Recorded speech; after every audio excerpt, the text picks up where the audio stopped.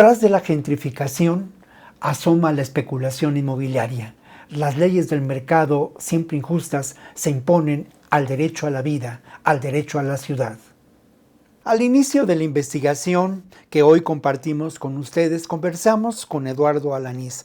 Eduardo Alanís es un activista que pertenece a la organización Antigentrificación Ciudad de México. Alanís es también parte de esa generación que ha visto en la realidad negado el derecho a la vivienda, negado el derecho a la ciudad. Vamos a la entrevista que realizamos con Eduardo Alanís.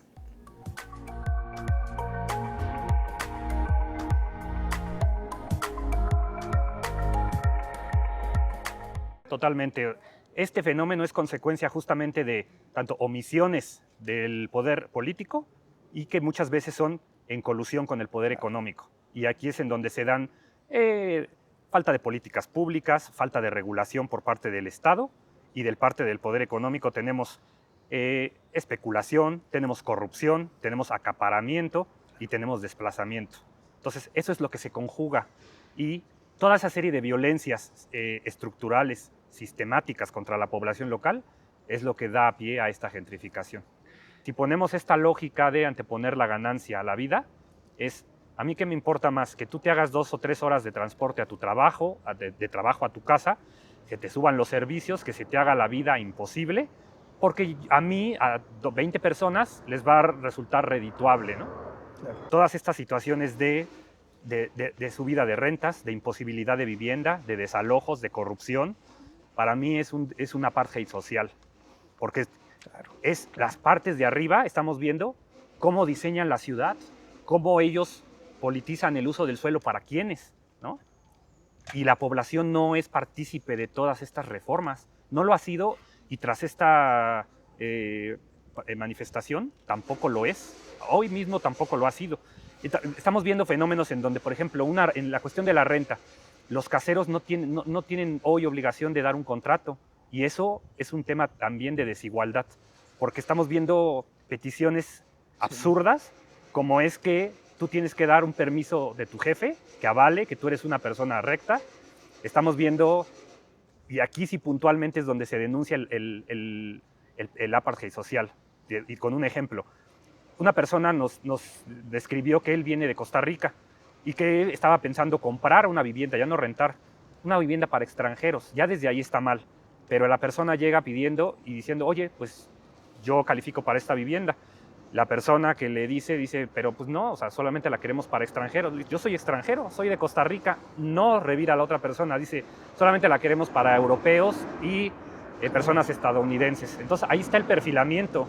Pero hay movimientos antigentrificación en Oaxaca, en Campeche, en Yucatán, pero también en Monterrey, en Coahuila están pasando situaciones de corrupción donde inmobiliarias están entregando unidades habitacionales con daño estructural y sí cabe decirlo, unidades inmobiliarias sionistas. En Puebla tenemos documentada una inmobiliaria sionista que además de violar derechos laborales, se ponen con la mano en la cintura a decir, denúnciame ante la Secretaría de Trabajo y Previsión Social, no me va a pasar nada, yo compro a los inspectores. Ya está documentado, entonces la fuerza que se está generando por este problema, yo creo que se tiene que atender, pero se tiene que atender con la gente, incluyendo a la gente en estas reformas, porque si no va a volver a pasar lo mismo.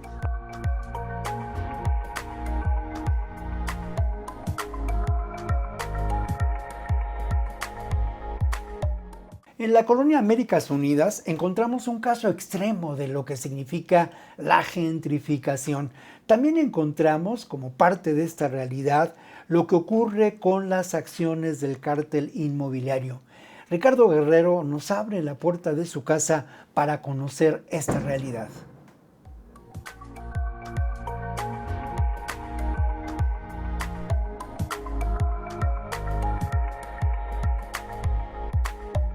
Bueno, pues le agradecemos a Ricardo Guerrero que nos abra la puerta de su casa.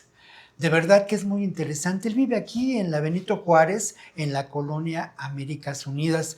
Ricardo, pues me da mucho gusto saludarte. Y Ricardo, yo te quiero preguntar sobre esto que de pronto uno entra y uno piensa que es un adorno, algo particular para la cocina, pero no. ¿Qué es, Ricardo? Es un soporte para que no se venga el techo, porque hay un edificio ilegal aquí que nos construyeron y que nos dañó estructuralmente. Entonces, si, como se ve, ya se está fisurando toda la Sí, miren, vengan, losa. vamos a ver cómo está fisurada, la losa, se ve ahí terrible. De todas las orillas. Entonces, si no hay un soporte en los sismos y con los movimientos, los microsismos, esto está a punto de colapsar. Ya hay dictámenes de que ya firmados por DRO de que esto es extremadamente peligroso y tenemos que salirnos de aquí. El problema es de que pues, la alcaldía fue la responsable, pero no asume su responsabilidad y se niega a que esto existe todavía, claro, a pesar de que ya fueron sentenciados. Es muy interesante porque este puede ser considerado un caso de verdad extremo y muy singular de gentrificación. ¿Por qué un caso de gentrificación? Ni más ni menos porque tiene que ver con la especulación propiciada por el famoso cártel inmobiliario y por otro lado porque está propiciando que Ricardo pues tenga que salir de su casa pues de manera casi de emergencia. Y también, pues es cierto, ya nos conocíamos desde antes, ¿verdad, Ricardo? Esto ocasionó trastornos a su vida personal. Ricardo, pero cuéntanos, ¿qué ocurrió? Se construyó un edificio ilegal, en 2013 se terminó, en 2016 ya empezamos a demandar después de que tenemos los peritajes y cambia toda la vida porque la casa está a punto de colapsar porque las dejan totalmente pegadas a las nuevas construcciones, porque quieren maximizar utilidades. Por eso la gentrificación está muy ligada al cártel inmobiliario, pero sí cambia la vida de todos. Yo, por ejemplo, ya generé una úlcera, o sea, no puede uno vivir tranquilo, no nada más soy yo, es toda mi familia, todos sufrimos.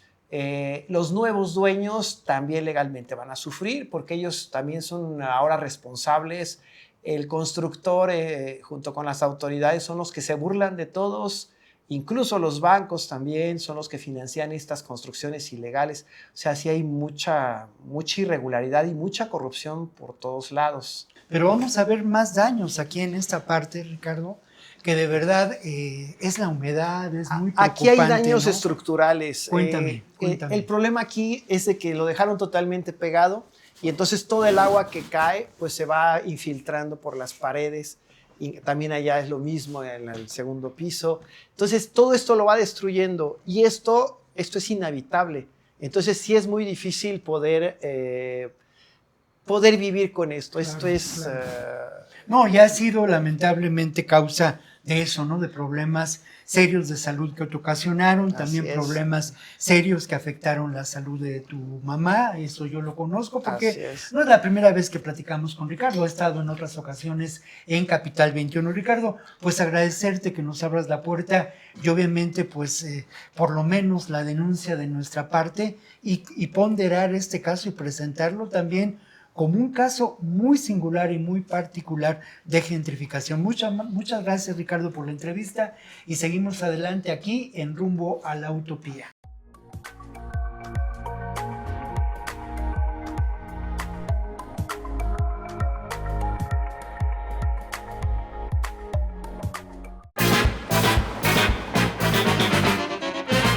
En cuanto avanzamos con esta investigación, nos dimos cuenta que era importante preguntarse sobre el tema de la planificación urbana.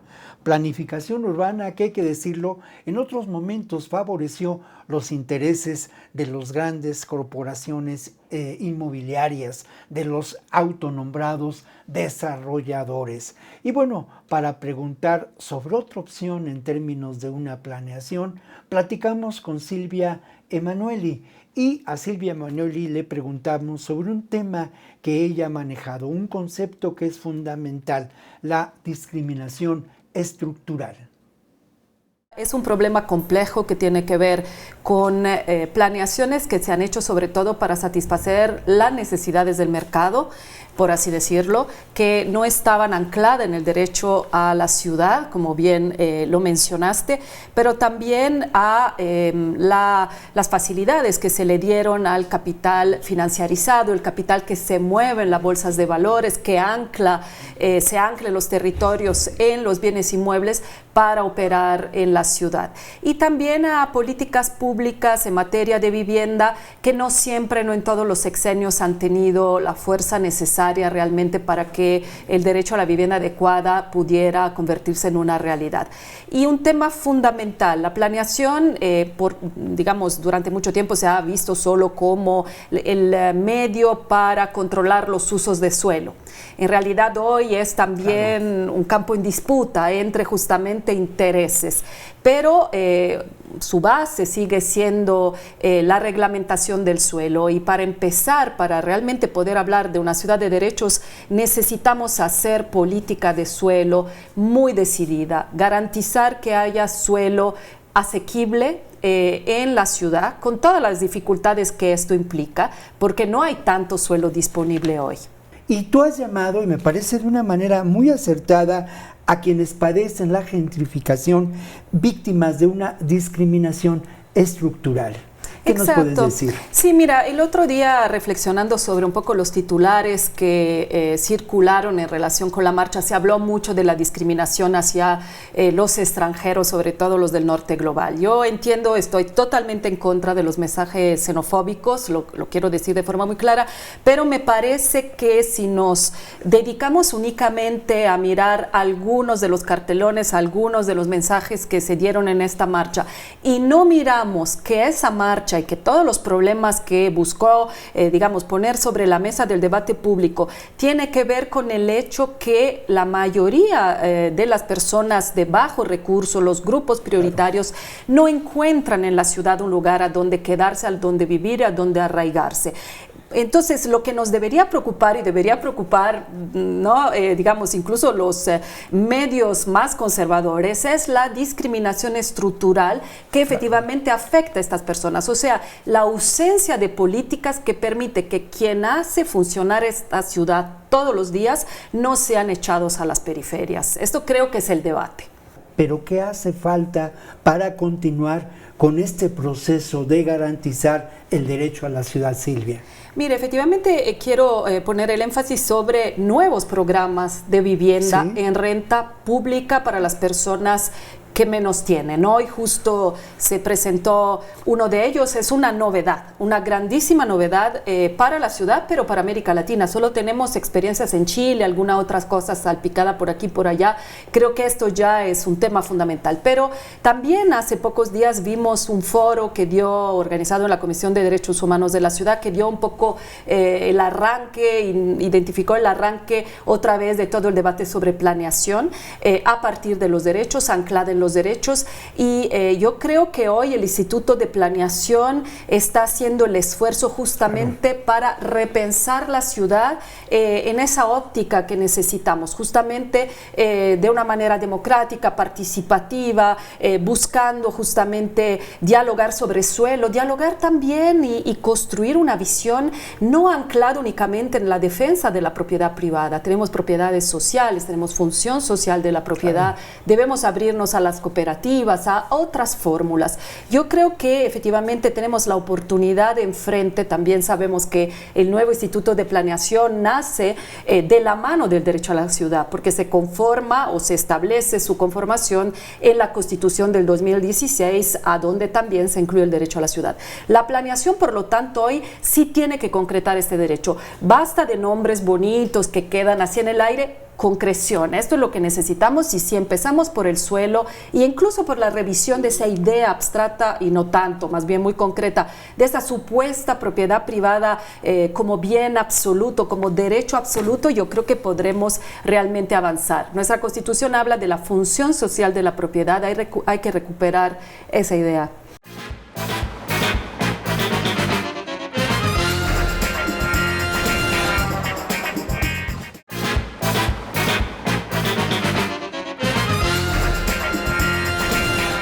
La colonia Juárez en la alcaldía Cuauhtémoc, junto con la colonia Condesa, la colonia Roma, son puntos obligados de referencia cuando se habla de gentrificación.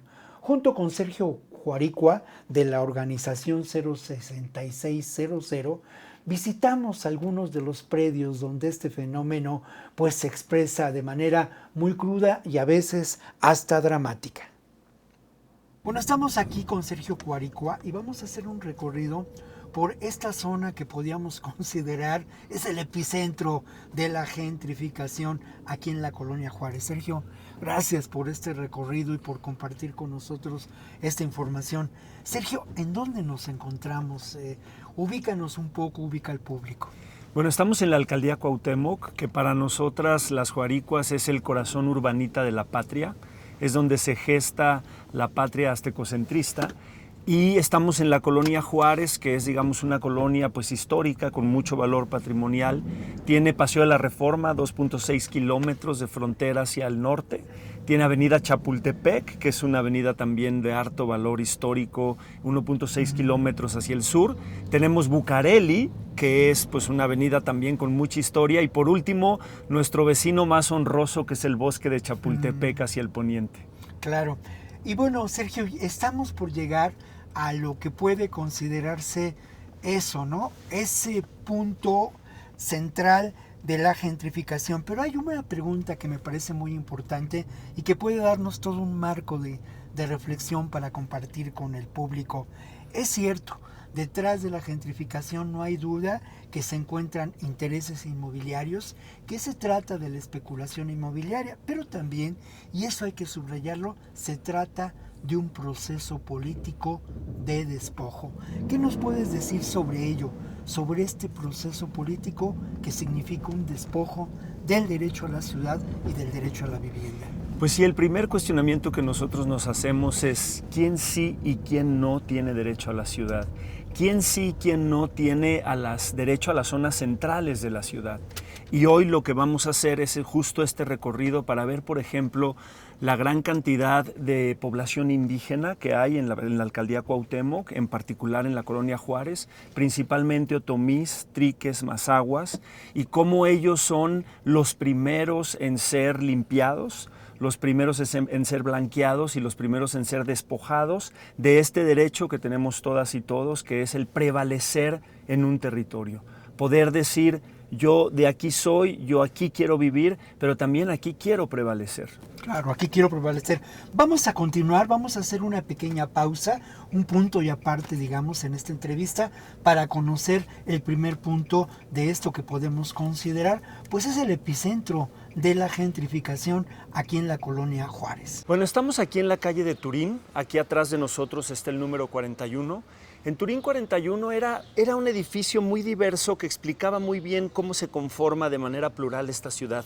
Había indígenas, había vecinos de todos los espectros y todas las clases sociales, habíamos vecinos más recién llegados y había vecinos que tenían arraigo de la abuelita, la bisabuelita, la abuelita, los hijos y los nietos. Entonces era un conglomerado muy interesante de la pluralidad de los urbanitas de esta ciudad. Hasta el 2000, hasta después de la pandemia, todos los que vivíamos ahí estábamos más o menos tranquilos, pero después de la pandemia y debido a esta brutal especulación inmobiliaria que se ha dado en esta colonia, fue que los propietarios del edificio decidieron ya rescindirnos los contratos. Entonces nos avisaron que ya no nos renovarían los contratos y Turín 41 para mí representa mi segundo desplazamiento forzado dentro de la Colonia Juárez. Yo salgo primero de Liverpool 9, llego aquí a Turín 41 y después en Turín 41 vuelve a pasar esta brutal especulación inmobiliaria que hace que los propietarios decidan que habemos ciudadanos desechables y que podemos ser desplazados y sustituidos por un nuevo perfil de habitante que puede ser un mexicano más rico o un extranjero nómada digital también con más poder adquisitivo. Eso es. ¿Quiénes se fueron? Porque además de esto, sin duda se afectó a lo que podemos considerar esos negocios barriales, la tiendita de la esquina, el señor tapicero, el taller mecánico, quizá, aunque esta zona no es tan comercial en ese sentido, pero ¿quiénes se fueron, Sergio? Bueno, en el caso de Turín 41 se fueron indígenas, se fueron mis vecinos que tenían arraigo de 60, 70 años en la colonia, se fueron y pues nos fuimos, pues en el caso particular de Turín 41 nos fuimos todos. Y lo más grave es que casi ninguno logró prevalecer en la Ciudad de México. El 70% de mis vecinos terminaron desplazados a las periferias de la centralidad, principalmente al Estado de México, perdiendo un derecho constitucional consagrado en la Constitución Política de la Ciudad de México, que es el derecho a la ciudad, que nos da el derecho a prevalecer dentro de lo que es la Ciudad de México. Claro.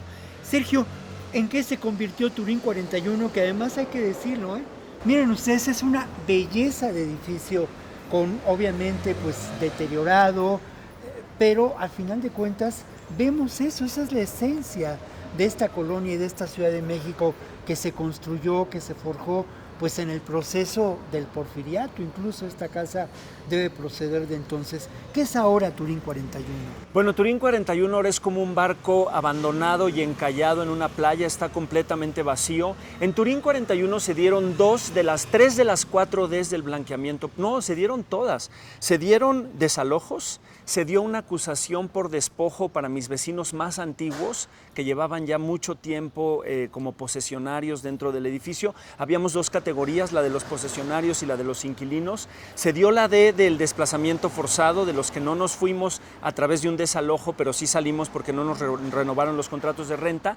Y se dio la D del desalojo, porque tuvimos 3 desalojos también en Turín 41. Y la última y la más catastrófica es el desarraigo.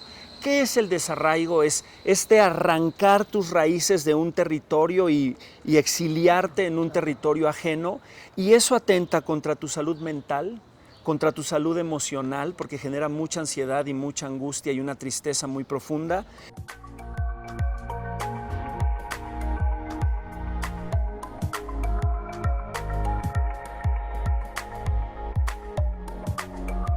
Distintos grupos de pueblos originarios han hecho por la vida en la Ciudad de México.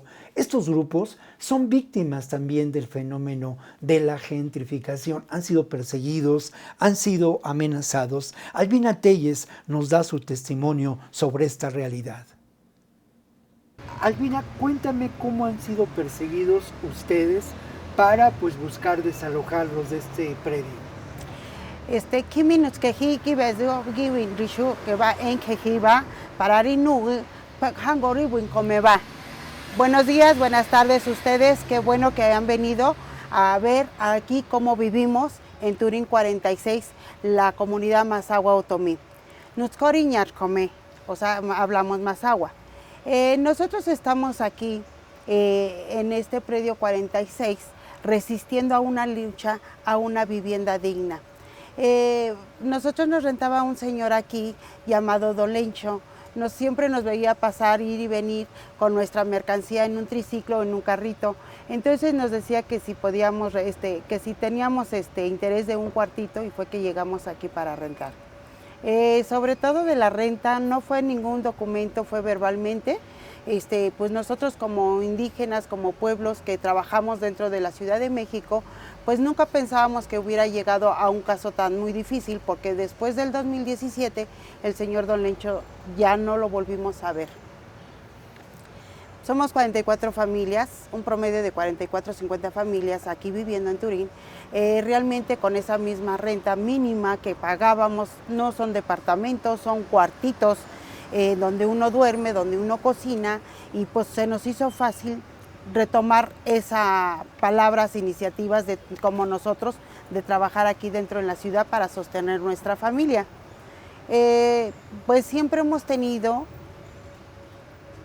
con la Fiscalía un tema de un delito ambiental que se nos vino aquí en el 2010, 14, 15, 16, que nos estuvieron intimidando en varias ocasiones, viniendo a tocar la puerta, decir que quién vivía o quién era el representante o líder. Realmente con el temor y el miedo, la verdad nosotros pues no sabíamos qué hacer para dar una buena información. Simplemente que pues como nos intimidaban a que eran de la Fiscalía, del Ministerio Público, que íbamos a ser detenidos, pues nosotros nos empezamos a organizar. ¿Cómo? Organizándonos, buscando una salida para resolver este tipo de problemas. Claro, te quiero preguntar eso. ¿Cómo es que ustedes organizaron y qué tan importante ha sido para esa resistencia el organizarse? Primero nos empezamos a preguntar nosotros como vecinos, como comunidad, ¿qué hacemos? ¿Qué vamos a hacer? ¿Para dónde vamos a salir? Porque en el 2017 del temblor, en el 2017 nos sacaron aquí afuera. Nos salimos por el temor de nuevamente que iba a temblar, porque varios edificios sí fueron caídos en la Roma. Entonces nosotros quisimos acampar aquí una semana. Varios vecinos llegaron a amendratarnos, palabras muy fuertes, a amenazarnos. Y de ahí salió un supuesto dueño.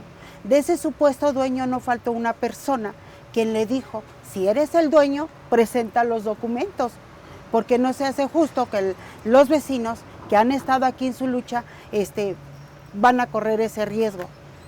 CEPI, en donde está el pueblo de los pueblos indígenas, en CEPI, pedimos apoyo, asesoría, y lo único que nos quisieron mandar es una carpa, donde teníamos que estar nosotros en una semana para que no volviera a temblar por el miedo y el temor, que es un edificio de alto riesgo. Entonces, pues CEPI trajo toda la estructura para acampar una semana, por la seguridad de todos nosotros, de todas y todos de los niños que estamos en riesgo. No sé de dónde salieron varias personas gritándonos que ese se iba a quemar con un garrafón de gasolina. Fueron y vinieron y trajeron el garrafón de gasolina. Como vecinos no caímos en sus juegos. Nosotros nos mantuvimos alejándonos de ellos. ¿Qué hizo CEPI? Recogió su carpa y se la llevó. Nosotros nos estuvimos aquí manteniendo afuera en el 2017 del sismo.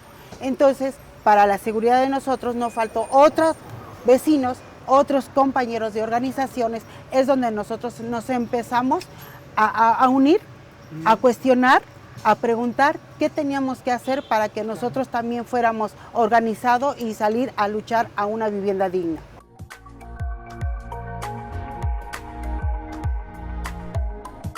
Continuamos con el recorrido por la Colonia Juárez que realizamos con Sergio Juaricua. Él nos cuenta algunas historias que resultan muy ilustrativas de lo que representa el fenómeno de la gentrificación en la Ciudad de México. Vamos a cerrar este recorrido con lo que puede considerarse el fruto de la resistencia y la organización. Aquí en Abraham González hay una historia que nos va a contar Sergio, por favor. Bueno, en Abraham González 101 los vecinos fueron sumamente hostigados, hasta hubo un fuego. Ahí se puede ver un poco la reminiscencia del fuego que hubo, literalmente quemaron la casa para sacarlos, ¿no? Desde afuera tiraron cuetones.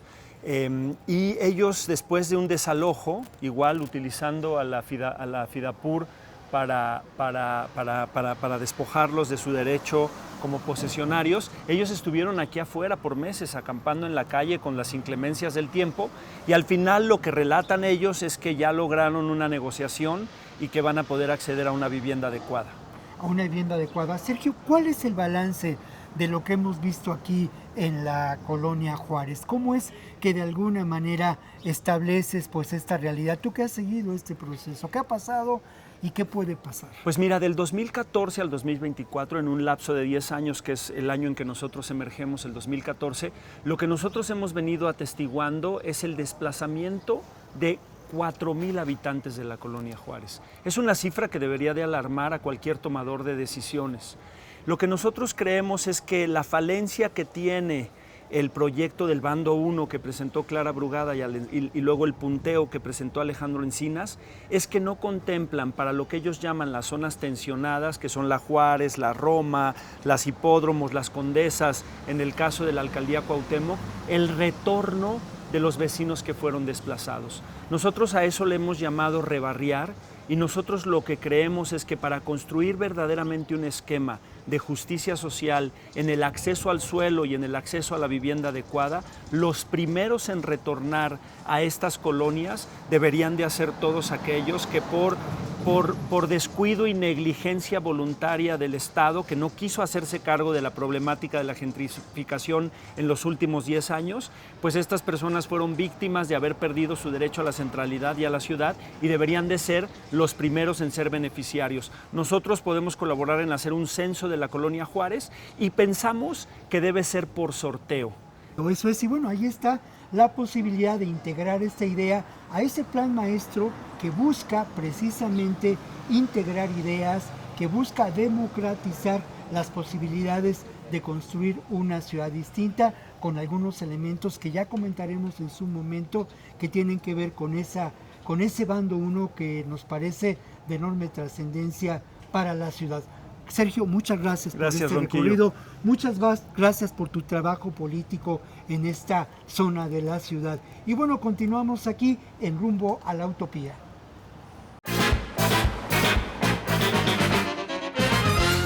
En ocasiones es muy importante recurrir a fuentes no convencionales cuando se realiza una investigación periodística. Hay que ampliar los horizontes de comprensión y por ello recurrimos a Pablo Gaitán. Pablo Gaitán pues es una persona, es un sociólogo, es un cronista de la historia desde abajo de esta ciudad. A Pablo Gaitán lo encontramos en un café tradicional de la Colonia Juárez. Es muy grato haber llegado aquí a la cafetería Restaurant Gavis en Nápoles y Liverpool. Y bueno, este es un lugar tradicional de los pocos que quedan aquí en la Colonia Juárez. Y aquí me encuentro con un viejo amigo con quien compartimos espacios de trabajo, reflexiones. Y bueno, ahora pues lo hemos invitado porque él ha trabajado el tema de la llamada gentrificación desde perspectivas filosóficas diferentes. Pablo Gaitán, muchas gracias por estar con nosotros. Nos estamos echando un cafecito muy rico. Y Pablo, yo te quiero preguntar sobre este cambio de perspectiva, que no es hablar de la gentrificación, sino es hablar del blanqueo, del blanqueamiento de estos barrios, de estos lugares tradicionales de la Ciudad de México. En el 2015, en el contexto de la organización de una serie de colectivos, organizaciones civiles y ciudadanas que nos organizamos para oponernos a la construcción del corredor comercial de Avenida Chapultepec, impulsado en ese momento por Miguel Ángel Mancera. Lo detenemos y en las discusiones que tenemos y en las asambleas con los vecinos, en particular de la Colonia Juárez, con el observatorio y plataforma de la Colonia Juárez, de pronto algún ciudadano, arquitecto, plantea: oigan, compañeros, no debemos de seguir pensando en términos de conceptos provenientes de Europa o de Estados Unidos. Gentrificación en Londres se escucha bien y nos sirve para analizar el fenómeno allí local, o en París, o en San Francisco, o en Nueva York. Pero en la Ciudad de México deberíamos de ubicar otro concepto. Y se me viene a la cabeza la noción de blanqueamiento. Lo retomo la idea de blanqueamiento y empiezo a tratar de darle un sustento epistemológico. Y encuentro a un filósofo que yo había estudiado desde la década del 80, un filósofo ecuatoriano de nombre Bolívar Echeverría, él ya murió, que él hacia el 2008, 2010 publica un libro. No, es más, es en el contexto de la llegada de Obama al gobierno de los a presidente de los Estados Unidos, donde hace un análisis de los procesos de blanquitud. Él habla culturalmente de los procesos de blanquitud. Y entonces yo ya conecto estas dos ideas y comienzo a plantear que en México existe, y en particular en la Ciudad de México, que la gentrificación es un proceso de blanqueamiento por despojo, en donde comenzamos a observar 4 estrategias que componen a este blanqueamiento por despojo. Son 4D. La primera D es el despojo, la segunda D es el desalojo, la tercera D es el desplazamiento y la 4 el desarraigo. Hablamos de esa posibilidad que representa ni más ni menos que la gestión de un espacio de vivienda distinta, la gestión también de la realidad de la Ciudad de México desde una perspectiva comunitaria, desde una perspectiva ciudadana. Pero bueno, eso es parte de lo que Pablo llamas como la entropía. Neutopía. Neutopía, y eso es parte de eso. Ahora, muchas gracias, Pablo, por estar con nosotros y sin duda, seguimos rumbo a la utopía o más allá a la neutopía. Continuamos.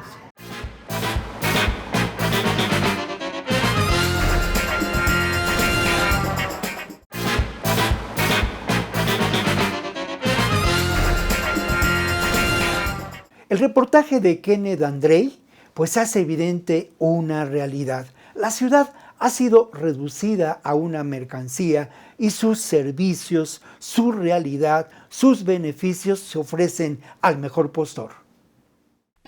Entre la promesa oficial de modernización y la realidad cotidiana de los barrios, cientos de jóvenes han salido a marchar en las últimas semanas.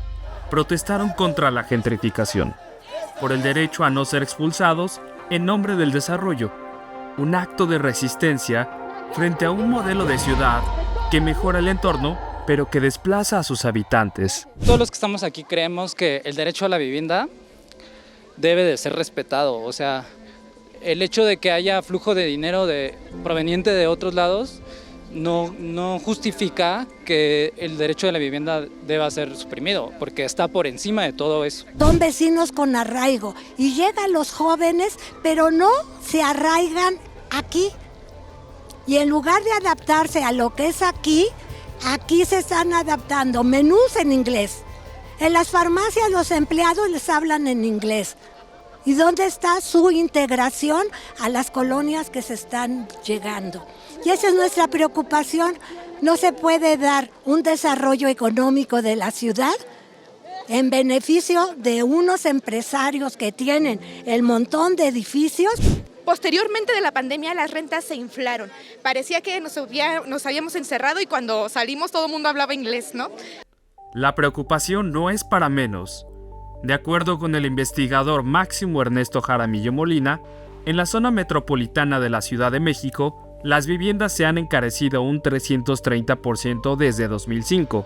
Y en el caso de Airbnb y en el caso de los nómadas digitales, es muy potente porque le podemos poner cara al problema de vivienda. Y eso hay que tener muchísimo cuidado al respecto, porque finalmente es, otra vez, pues, es la punta del iceberg, pero es lo que podemos ver en la calle, ¿no? Lo de los chistes de la salsa pica menos y todo, pues es algo que es tangible, pero en realidad el fenómeno es estructural, ¿no? O sea, este proceso de encarecimiento de suelo, este proceso de migración global, ¿no? Porque finalmente esos nómadas digitales en algún punto también vienen de un proceso de expulsión de sus propios países, ¿no? Con las diferencias y con los asegúnes que podríamos poner sobre la mesa, pero también son una especie como de gentrificados de su contexto. Pero ni Airbnb ni la llegada de extranjeros explican por sí solos el aumento del costo de la vivienda en la Ciudad de México. Se trata de un problema estructural y multifactorial. La vivienda dejó de ser un derecho para convertirse en un producto financiero, y ahí radica el verdadero desencadenante de esta crisis. Para el geógrafo David Harvey, la crisis de vivienda ocurre porque el capitalismo convierte las casas en mercancías para ganar dinero, en lugar de ser un derecho fundamental. Harvey enfatiza la necesidad de que las personas tengan un derecho a la ciudad, es decir, el derecho a participar en la construcción, uso y disfrute de los espacios urbanos. Sin embargo, este derecho es violado constantemente, pues las ciudades se vuelven un espacio dominado por los intereses de la élite económica. Bajo este sistema, el capital busca invertir en bienes raíces o cotizar en la bolsa de valores para obtener ganancias rápidas, creando burbujas inmobiliarias que generan especulación y aumentan los precios de la vivienda. Este esquema también desplaza a las personas a través de la gentrificación, transformando espacios populares para atraer inversión y convertirlos en zonas exclusivas. Harvey critica a los gobiernos por favorecer a especuladores y no proteger el acceso a una vivienda digna para todos. Y sostiene que para resolver la crisis de vivienda, necesitamos un sistema que ponga a las personas y sus derechos por encima del dinero. En esta ciudad tenemos algunas luchas fundamentales realmente contra la ciudad mercancía. Una es la lucha de Joko, el pueblo originario de Joko, que desde hace muchos años ha resistido a la construcción de múltiples desarrollos alrededor de este pueblo.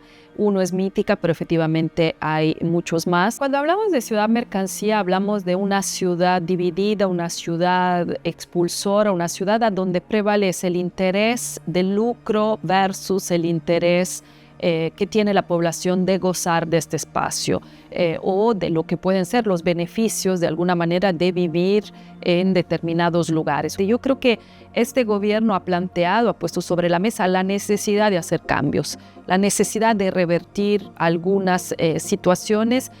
En varios colectivos acá en la Ciudad de México manejamos un término que se llama ciudad mercancía, en el que pensamos que hemos perdido la idea de una ciudad habitable, de un territorio habitable, sino más bien que nos estamos convirtiendo en objeto de consumo. Entonces que nosotros ya no somos habitantes, sino consumidores, y los que no tenemos el poder adquisitivo somos desplazados. Ustedes lo ven en Ciudad de México, hay un boom inmobiliario que antes estaba acotado a Santa Fe, a Polanco, tal vez a Insurgentes, y sin embargo en las últimas décadas explotó el nuevo Polanco. Tenemos una serie de nuevos desarrollos inmobiliarios en las principales vialidades, Periférico Sur, hay migrantes por todas partes de la ciudad, los centros comerciales comienzan a multiplicarse, incluso en el norte, en el oriente, de origen popular en la Ciudad de México. Esto da cuenta del gran negocio financiero inmobiliario que vivimos. Para mí lo más perverso de este capitalismo ya de plataforma, este capitalismo financiarizado y digitalizado, es que los grandes capitales, los grandes conglomerados de capitales lucran con bienes y servicios que no son suyos. Las plataformas digitales lucran con, Airbnb no es dueño de ningún alojamiento, de ningún hotel, y sin embargo lucra con millones de alojamientos, le cobra la oferta, le cobra la demanda. Y al final de cuentas también lo otro tema importante decir y que mucho se discute es que quienes tratan de desdeñar este argumento dicen que eso pasa en la Condesa y en la Roma y en ciertas colonias, en la del Valle, pero que pues eso no es un problema general de la ciudad, ¿no? Que eso no pasa en Iztapalapa, en Iztacalco. Y ese es un error porque el hecho de que suba el precio de la vivienda en estas zonas centrales se esparce como un efecto dominó, por decirlo así, a otras zonas de la ciudad. Y si en la Doctores ven que en la Roma están subiendo el precio tanto porcentaje, pues en la Doctores también le suben y luego se van a la Buenos Aires y luego se van a la Álamos y así se va esparciendo. Y al final de cuentas por eso tenemos este tema de que en los años que decía, de 2005 a 2024, han subido 300% el precio promedio de la vivienda, no el precio promedio en la colonia Roma o en la Condesa, sino en toda la Ciudad de México, ¿no? Entonces, pues el problema justo de que se vea a la vivienda como un tema de inversión es justo este problema de incentivos que esperan que suba cada vez más rápido. Primero debemos entender que la tarea de garantizar el derecho humano a la vivienda no debe entenderse como algo que se resuelva viendo a la vivienda como un negocio o solo como un negocio. Esa idea que en efecto privó erróneamente en el sexenio antepasado debe ser por completo superada. La ciudad no puede ser entendida como una mercancía, a la ciudad la tenemos que entender como un lugar para vivir, para trabajar, para crecer en él colectivamente como gran comunidad de comunidades que somos. La pregunta ineludible es, ¿cómo poner un alto a la especulación inmobiliaria, desactivar la financiarización y restituir la vivienda como un derecho? Básicamente entender que si no nos alcanza para comprar una vivienda no es nuestra culpa, ¿no? Eso creo que es un punto muy importante, o sea, desmontar esta narrativa que nos dice que es una problemática individual, entenderlo como una problemática colectiva, estructural, y Y una vez que nos damos cuenta que no es nuestra culpa, que no podamos comprar una vivienda, entender que el siguiente paso necesario es buscar generar colectivos que exijan por esa vivienda, ¿no? Veremos en los próximos meses si realmente tendremos una política de vivienda, una política de defensa de los espacios públicos que pueda en parte revertir esa idea de una ciudad pensada solo por unos pocos, que son los que pueden pagar. Las personas que hoy hacen funcionar esta ciudad, desde los bomberos, los médicos, las médicas, las personas que están en los restaurantes, en los lugares donde se hace deporte, en fin, que limpian la ciudad. Creo que hay que realmente pensar fuera de la caja y tener respuestas para satisfacer las necesidades de quienes realmente quieren vivir esta ciudad de forma estable, permanente, de la mejor manera posible. Cuando la ciudad se convierte en mercancía, el hogar deja de ser un refugio y pasa a ser un precio. Recuperar la vivienda como derecho es desmontar ese mercado voraz para devolver la ciudad a sus verdaderos dueños, quienes la habitan.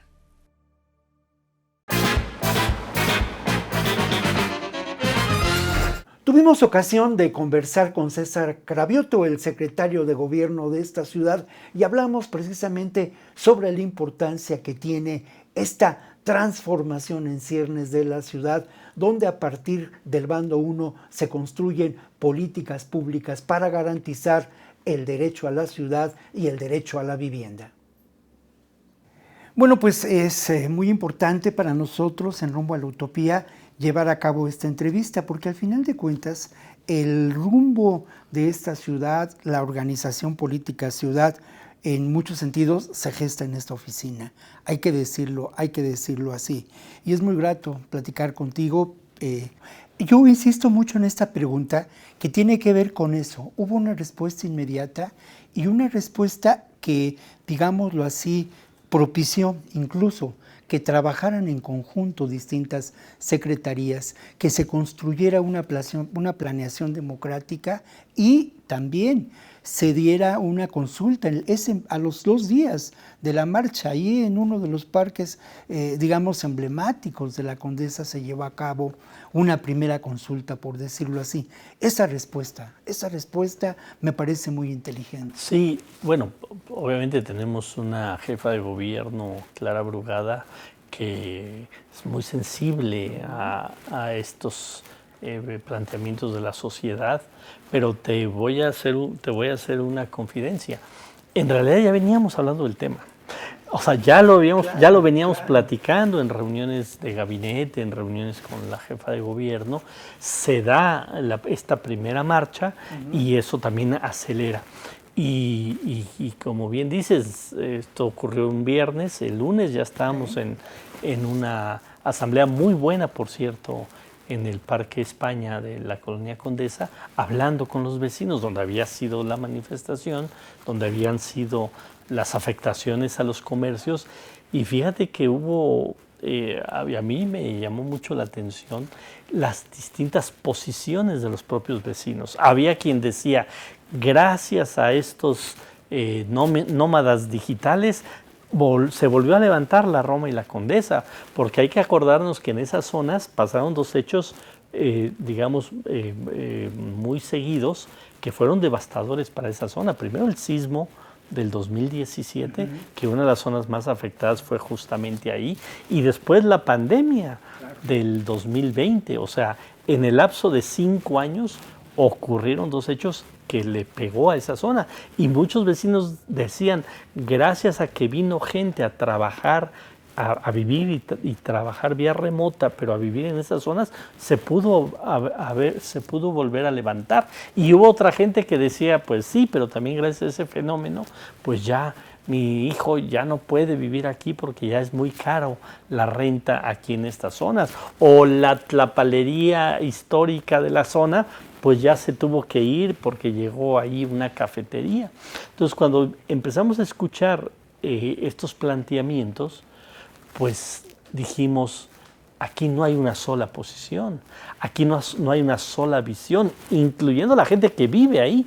Hay quien dice, sí, bienvenidos el Airbnb, bienvenidos estas formas de de rentar, pero también queremos que haya rentas tradicionales en esta zona y que esas rentas tradicionales no sean imposibles de pagar.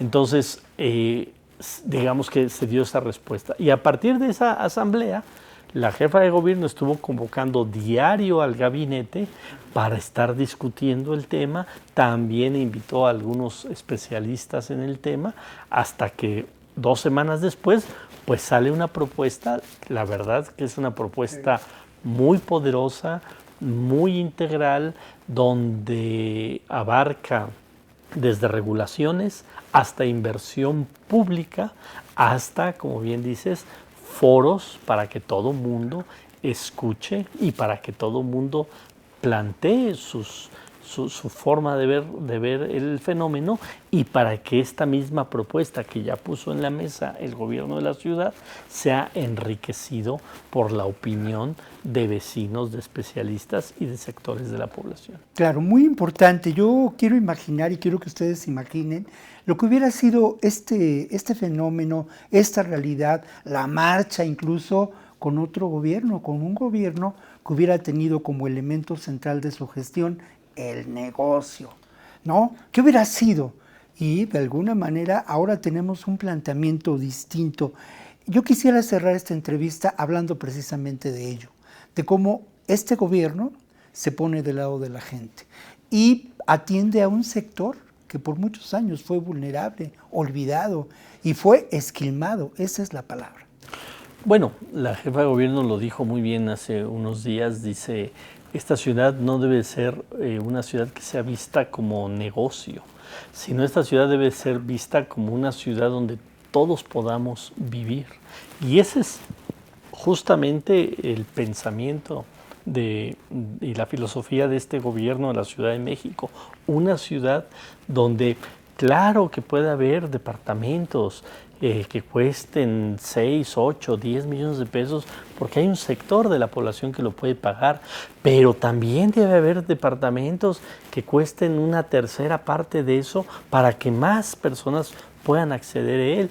Por eso le estamos inyectando 9,000 millones de pesos al proyecto de vivienda, para que haya vivienda social tanto en venta como en renta, y ciertos sectores de la población no sean prohibitivas ciertas zonas de la ciudad.